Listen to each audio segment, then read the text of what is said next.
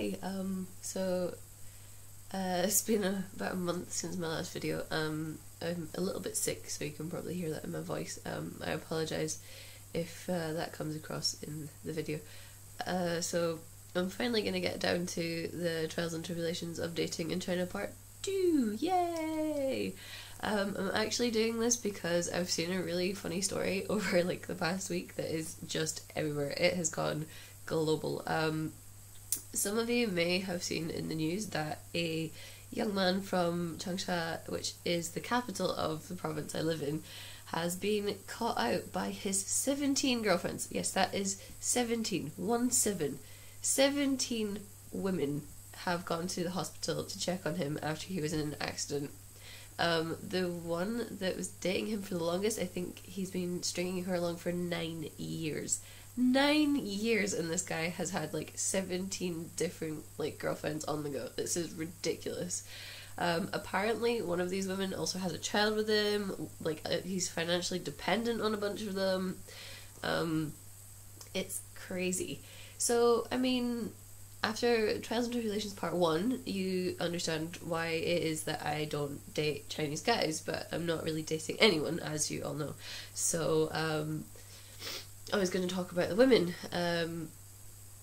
Funnily enough, I think that the story of the 17 women, while it's not their fault that this guy decided to string them along and, you know, have children with them, promise them marriage and so on and so forth, I still feel like dating women in China is also a bit of a hard task. They're very naive, very idealistic. There's also less women in China than there are men, so honestly, for some peculiar reason, it doesn't make women very picky. It makes them more idealistic, and it makes them more naive and prone to believing whatever a Chinese guy says to them. It's a very, very strange concept. I suppose as well, though, there's a really odd power dynamic, because you would think that women would have all the power, but for some reason men still have a lot of the power, and yet it doesn't come across that way, because the guys will give their wives and girlfriends all of their money. They will make sure that they're at their every beck and call. I have been sitting with people at the table and like their girlfriends have called, and they will call until the guy picks up, and then when the guy does pick up, it gets even weirder. If they don't believe what the guy is saying, like another friend will have to get on the phone and be like, yeah, he's with me, he's not doing anything he shouldn't be doing. I genuinely, like, I don't understand.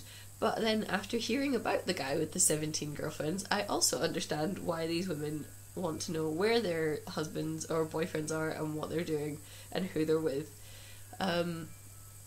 I personally wouldn't date a Chinese girl because they're just they're so high maintenance, I think, for me personally. Like, I mean, my Chinese girlfriends, they're really great, they're really entertaining, really fun to be around, we have a good time, but when it comes to boyfriends, like, the boy has to be handsome, he has to be tall, he has to have a good job, he has to buy a house, have a car, like, all of these things. It's just, there's such a long list. And then my Chinese girlfriends will say to me, so what do you look for in a guy? And I'm like, I guess someone who's gonna keep me entertained, like someone that I can talk to, have a conversation with, go see a movie. And they're like, but what about his looks?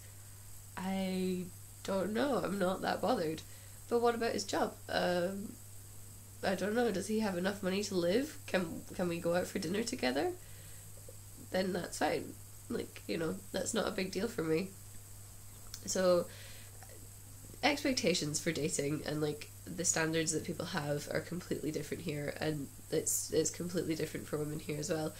I suppose another thing that I find really, really odd, that I'm not entirely sure whether guys do this voluntarily or whether girls force them into it, but I see so many guys carrying handbags. Like, it's unbelievable how many guys carry handbags here. Like, to be fair, there are some points where I go, oh, that guy has a really nice handbag, and I can't decide whether it's his or his girlfriend's. But at the same time, like, if he's carrying a hot pink handbag, I feel like, you know, that's pretty obvious. But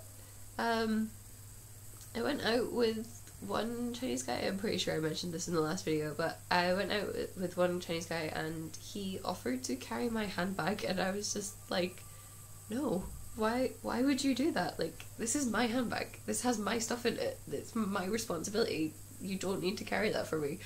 But here it's seen as something completely normal. I suppose it's just one of those awesome cultural differences, but yeah, for me, weird, really, really weird.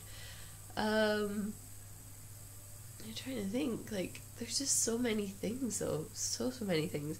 Like, for example, as well, I was having a conversation with another person and he was saying, like, he was a lawyer, like, he had a pretty, you know, good job and everything, and he had been seeing this girl and then they'd stopped seeing each other or something to this effect anyway.